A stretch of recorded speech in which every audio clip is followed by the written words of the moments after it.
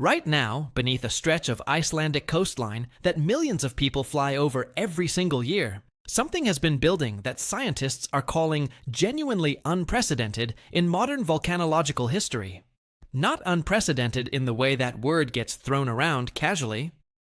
Unprecedented in the specific, technical sense that the people who study volcanoes for a living are looking at their monitoring data and saying, quietly, that they haven't seen this particular pattern before.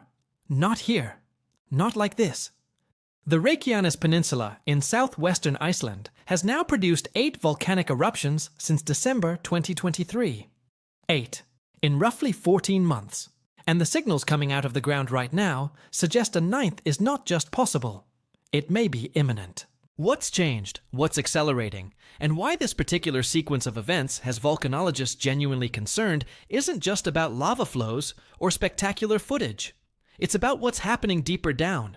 It's about a system that appears to be carving something permanent through the crust of the Earth. And it's about a small city, a critical international airport, and hundreds of thousands of people living directly on top of it. To understand why this matters so far beyond Iceland's borders, you need to picture where the Reykjanes Peninsula actually sits, not just on a map, but in the architecture of the planet itself. Iceland is one of the most geologically extraordinary places on Earth, and not simply because it has a lot of volcanoes. It sits directly on top of the Mid-Atlantic Ridge, the seam where the North American tectonic plate and the Eurasian tectonic plate are pulling apart from each other. Every year, those two plates drift roughly 2.5 centimeters further apart. That sounds trivial. It isn't. That motion is constant, relentless, and it means the ground beneath Iceland is perpetually being stretched, fractured, and filled from below with material rising from the mantle. Most of that rifting happens in the central highlands, in volcanic zones that are remote and sparsely populated. But the Reykjanes Peninsula is different. The peninsula juts out from the southwestern corner of Iceland like a finger pointing toward Greenland, and it sits on its own section of that mid-ocean ridge system, a section that had been largely quiet for approximately 800 years before 2021. That 800-year dormancy is critical context. The communities, the infrastructure, the international airport at Keflavik, all of it was built during a period of volcanic silence. A silence that has now, definitively, ended. Keflavik International Airport handles somewhere between 8 and 10 million passengers annually. It is the primary gateway into Iceland for virtually all transatlantic flights. When Icelandic airspace closes, as it has during previous eruptions in this sequence, the disruption ripples outward across European and North American flight networks almost immediately. The town of Grindavík, population roughly 3,500 people before the eruptions began, has been evacuated multiple times. Parts of it have been partially destroyed by lava flows. The famous Blue Lagoon geothermal spa, one of Iceland's most visited tourist destinations, has closed and reopened multiple times as eruptions threatened its infrastructure. These aren't abstract statistics. These are communities that have been living in a state of ongoing displacement and uncertainty for over a year, and the ground beneath them is not settling down. It is, by every available measurement, getting more active. The economic significance of this region, not just to Iceland, which depends heavily on tourism and on that airport for connectivity to the global economy, but to European aviation infrastructure broadly, makes what's happening here matter, in ways that extend well beyond the dramatic visuals of lava meeting the sea. What makes this sequence unprecedented isn't simply the number of eruptions. Iceland erupts. That's well established. Eyjafjallajökull in 2010 disrupted European airspace for weeks. Holuhraun in 2014 and 2015 produced one of the largest lava fields in Iceland in 200 years. Volcanic activity is not new here. What's new, what's specifically alarming about the Reykjanes sequence, is the frequency, the pattern, and what that pattern implies about the plumbing system underneath. Previous eruption cycles on this peninsula, when they occurred historically, tended to cluster over decades, not months. The current sequence has compressed what might normally be years of volcanic activity into an astonishingly short window. And the intervals between eruptions have not been lengthening the way you'd expect if the system were releasing pressure and calming down. In some periods, they've been shortening.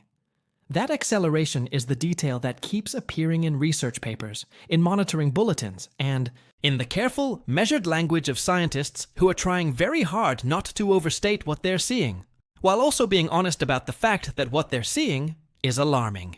Here's the term that keeps appearing in monitoring reports coming out of the Icelandic Meteorological Office, and it should fundamentally change how you think about what's happening here. Magma intrusion corridor. In plain language, that means a pathway, a channel through the rock that magma has used repeatedly, widened with each passage, and apparently stabilized as a preferred route from depth to surface. Think of it this way. The first time water flows across a hillside after a rainstorm, it finds a random path through the soil.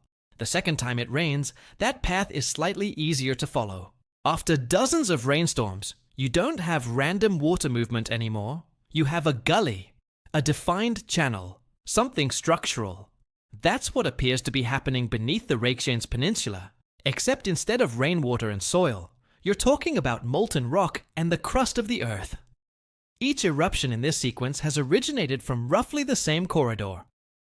A northeast to southwest trending zone of weakness running through the Svartsengi volcanic system. 8 eruptions have now flowed through variations of this same fundamental pathway. And with each passage, the evidence suggests that pathway becomes more established, more efficient, and potentially capable of delivering larger volumes of magma more quickly than the events that preceded it. The mechanics of how this works involve a concept called a magma reservoir, in this case, centered near Svartsengi, a geothermal area that sits beneath the surface of the peninsula. The Icelandic Meteorological Office and University of Iceland researchers have been tracking this reservoir using GPS ground deformation data, which measures whether the surface of the Earth is inflating or deflating, essentially whether magma is accumulating below or draining away. What they've observed across the 14+ months of this sequence is a rhythm.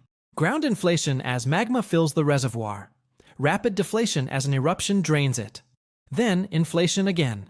Then eruption, again and again.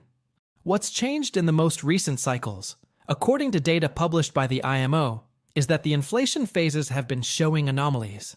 The ground has been rising faster in some periods. The GPS signals have been registering deformation patterns that don't perfectly match the earlier cycles, suggesting that the geometry of the system, where the magma sits, how it's distributed, which fractures are carrying it, may be evolving. That evolution is what makes predicting the 9th eruption so difficult, and what makes the potential consequences of getting it wrong so serious. Seismic data adds another layer of alarm to this picture.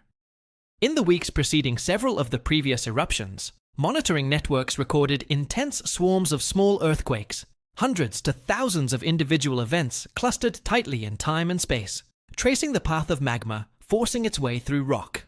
These swarms are essentially the sound of the earth cracking open. In some cases, swarm onset to eruption was measured in hours. Not days. Hours. The current monitoring situation, as of the most recent data available, has shown seismic activity that is elevated above baseline in the Svartsengi region. The IMO has noted ongoing tremor signals, a type of continuous, low-frequency seismic noise associated with fluid movement underground, that have persisted through periods when surface activity appeared relatively calm. Tremor that doesn't stop between eruptions is significant. It suggests the system isn't truly resting. It's idling. And the question of when it stops idling and accelerates again is one that no monitoring system in the world, however sophisticated, can answer with precision. Sulfur dioxide emissions, SO2, provide yet another line of evidence about what's happening at depth. SO2 is released when magma degasses, and the volumes being measured on the Reykjanes Peninsula have been persistently elevated even between eruptive episodes. The Tropomi satellite instrument, operated as part of the European Copernicus program, has tracked these emissions continuously throughout the sequence. What the data shows is that even during apparent quiet periods, SO2 flux from the Svartsengi area has remained above the VOE background levels you'd expect from a system that had genuinely paused. In volcanology, Persistent degassing between eruptions is often interpreted as evidence that fresh, gas-rich magma is continuing to arrive from depth, replenishing the reservoir faster than the eruptions are draining it. If that interpretation is correct, it has significant implications. It means the source isn't exhausting itself. It means the 8th eruption wasn't the final chapter of this sequence. It was, more likely, a chapter in the middle. The eruption sequence that began in December 2023, with the partial destruction of Grindavík, has now produced 8 distinct eruptive events, and the pattern they've established is the part that keeps volcanologists up at night. Let's walk through what happened, because the trajectory matters enormously for understanding where this is heading. The first eruption, on December 18, 2023, followed a seismic crisis that partially destroyed roads in Grindavík and forced the town's complete evacuation. Fissures opened on the Reykjanes Peninsula, and lava poured out in what was, at the time, described as a dramatic but relatively contained event. The second eruption followed in January 2024, the third in February. By the time the sequence had produced 5 or 6 events, a pattern had become undeniable. This was not a single eruption with a long tail. This was a cycling system with a rhythm of its own. Each eruption was sourced from the same general area. Each was preceded by detectable inflation. Each drained some portion of the reservoir before deflation slowed and the inflation cycle began again. What changed with later eruptions in the sequence was scale and duration. Early events tended to be relatively short-lived. Hours to a few days of active lava effusion before activity diminished. Later eruptions lasted longer, and in some cases produced larger lava volumes. The 6th eruption, in late 2024, was notable for the extent of lava that flowed toward the outskirts of Grindavík, damaging structures and requiring renewed emergency response. Defense barriers, earthen berms constructed by Icelandic authorities to protect the town and critical infrastructure, including the Svartsengi power plant, which provides geothermal electricity and hot water to tens of thousands of people in the region, have been tested repeatedly. Some have held. Some have been overtopped or flanked. The engineering response to this eruption sequence has been remarkable in its scale and creativity. But every civil engineer and emergency planner involved knows that berms and barriers are stopgap measures. They buy time. They don't change the fundamental geology. The humanizing reality of this crisis is often lost in the spectacle of lava footage. Grindavík was a working fishing town. Families had lived there for generations. The harbor supported a commercial fishing fleet. There were schools, a swimming pool, a community of people with deep roots in that specific place. Since December 2023, that community has been repeatedly displaced, sometimes with hours of warning, sometimes with less. Some residents have returned between eruptions to find their homes intact. Others have returned to find lava fields where their streets used to be. Icelandic authorities have been remarkably transparent and organized in their emergency response. Evacuation procedures have saved lives that could easily have been lost. But the psychological and economic toll on the people of Grindavík is something that the dramatic aerial footage of lava flows doesn't capture. These are people watching their town be dismantled, piece by something that has no interest in stopping. The monitoring network blanketing the Reykjanes Peninsula is among the densest in the world, and right now, virtually every instrument in that network is registering elevated activity. The Icelandic Meteorological Office operates a continuous GPS network that measures ground deformation to within millimeters. That network has been showing renewed inflation in the Svartsengi area following the most recent eruptive episode, the ground rising again as magma refills the reservoir from below. The rate of that inflation, when compared against previous cycles, is consistent with timelines that produced eruptions within weeks to months in earlier instances. Some cycles have been shorter. The IMO has been explicit in its public communications that another eruption in this sequence is expected. The question, as they've consistently framed it, is timing and location. Two variables that remain stubbornly difficult to pin down even with world-class instrumentation. The alert status for the Reykjanes Peninsula volcanic zone has been maintained at elevated levels for the duration of this sequence, with periodic escalations as seismic swarms and rapid inflation episodes have triggered heightened concern. Iceland's Civil Protection Department has evacuation protocols for Grindavík that have now been activated multiple times, and those protocols have become faster and more practiced with each repetition, which is, in its own way, a dark measure of how normalized this crisis has become. Response times that initially took hours now take minutes. Residents know the alarm systems. Emergency services know the routes. There is, in the grim calculus of disaster preparedness, something that almost resembles routine in Grindavík's relationship with evacuation. But routine doesn't mean safe. And the concern among scientists and emergency planners alike is that the ninth eruption may not fit neatly into the routines that have been established. Here is where the uncertainty becomes most important to address directly. Because responsible coverage of this situation requires acknowledging what scientists can't tell us. They cannot predict the precise timing of the next eruption. They cannot say with certainty whether the ninth event will be similar in scale to its predecessors or significantly larger. They cannot guarantee that the lava will follow paths consistent with previous flows. The geology of this system is evolving in real time, and while the monitoring data provides extraordinary insight into what's happening underground, it doesn't produce deterministic predictions. What it produces is probability assessments, trend data, and the kind of informed expert judgment that says, this system is active, it is refilling, and historical precedent within this specific sequence suggests another eruption is coming. That's not fear-mongering. That's what the instruments say. What gaps exist in the preparedness picture? Several. The Svartsengi geothermal power plant remains one of the most critically watched pieces of infrastructure in the region. It supplies hot water and electricity to the Reykjanes Peninsula, including Keflavik Airport, and communities as far as Reykjavik. Protective berms have been constructed and expanded, but scenarios exist in which a larger than expected eruption, or one that opens fissures in an unexpected location, could threaten that plant in ways current barriers aren't designed to handle.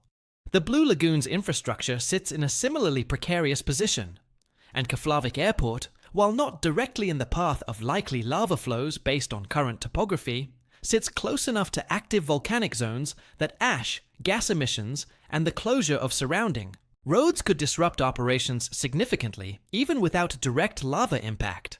Every previous eruption in this sequence has behaved roughly within a range that scientists could, with difficulty, anticipate. But models now suggest the ninth event could be fundamentally different. Not certainly, not inevitably, but the possibility exists, and it's worth understanding what different might mean. The first scenario, and arguably the most likely based on current data, is a continuation of the established pattern. Inflation reaches a threshold. A fissure opens in the Svartsengi corridor, lava effuses for days to weeks, and the cycle resets. Disruptive. Destructive to remaining Grindavík infrastructure, potentially damaging to barrier systems, but manageable within the emergency frameworks Iceland has developed.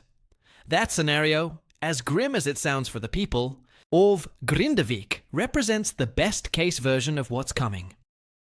The second scenario involves what volcanologists call a larger intrusion event, where instead of magma finding its established pathway and erupting relatively quickly, it forces its way into new rock, creating more extensive fracturing across a wider area. This could mean eruption fissures opening in locations that haven't been active in this sequence before, locations potentially closer to Grindavík's remaining structures, or in directions that challenge existing barrier infrastructure. Models from the University of Iceland and the Nordic Volcanological Center suggest that as the magma corridor matures and widens, the probability of larger intrusion events doesn't necessarily decrease. The structural changes happening at depth could, in fact, make it easier for magma to reach the surface in greater volumes or through different pathways. The third scenario, the one discussed most carefully and with the most conditional language in scientific literature, involves the possibility of a significantly larger eruptive episode Should the Svartsengi reservoir accumulate substantially more magma before finding a release pathway? Larger reservoirs, when they do rupture, can produce higher volume eruptions. The SO2 data and the GPS inflation rates, if the current trends continue, suggest the reservoir may be accumulating at a rate that could eventually produce an event larger than anything seen in this sequence so far. Cascading effects in that scenario could include more extensive lava field expansion, greater threat to the power plant, significant road infrastructure damage cutting off sections of the peninsula, and disruptions to Keflavik airport operations that could ripple through European aviation networks within hours. Secondary hazards: elevated gas concentrations in low-lying areas, groundwater interaction with magma producing explosive steam bursts would compound the primary lava hazard significantly. None of this is certain. Scientists can't predict exactly when the 9th eruption will begin, which pathway it will take, or how large it will be. What they can say, with confidence grounded in 14 months of continuous monitoring data, is that the system is not finished. The magma highway that has been carved through the crust of the Reykjanes Peninsula over the past year plus is not closing. If anything, the evidence suggests it is becoming more established, more efficient, and potentially more capable with each cycle. That is a conclusion with implications that extend well beyond dramatic YouTube footage of lava. It means that the communities, infrastructure, and aviation systems tied to the southwestern corner of Iceland are living with a volcanic system that has fundamentally changed its behavior, and may be changing further. Here's the honest takeaway from everything the data is showing us. The Reykjanes Peninsula has crossed a threshold, and the question is no longer whether it will erupt again. It's what that eruption looks like, where it goes, and whether the systems Iceland has built to protect people and infrastructure are adequate for what comes next. Iceland's response to this crisis has been, by global standards, extraordinary. The transparency of the Icelandic Meteorological Office, the speed of civil protection responses, the engineering creativity that's gone into protective barriers. These represent the best available human response to an ongoing geological crisis. Other volcanic regions around the world, studying what Iceland is doing in real time, are taking notes. Understanding this situation helps us recognize both the limits of what monitoring can predict and the genuine value of preparedness, investment in scientific infrastructure, and communities that take geological risk seriously. The Reykjanes sequence is also a window into something broader. The way a volcanic system that has been dormant can reawaken not with a single catastrophic event, but with a grinding, persistent, escalating series of eruptions that slowly restructure the landscape and the lives of people above it. That pattern may be more common than the single dramatic eruption that dominates popular imagination. It may, in fact, be the future for several other volcanic systems around the world currently showing early signs of reactivation. The lessons from Reykjanes aren't just for Iceland. What comes next?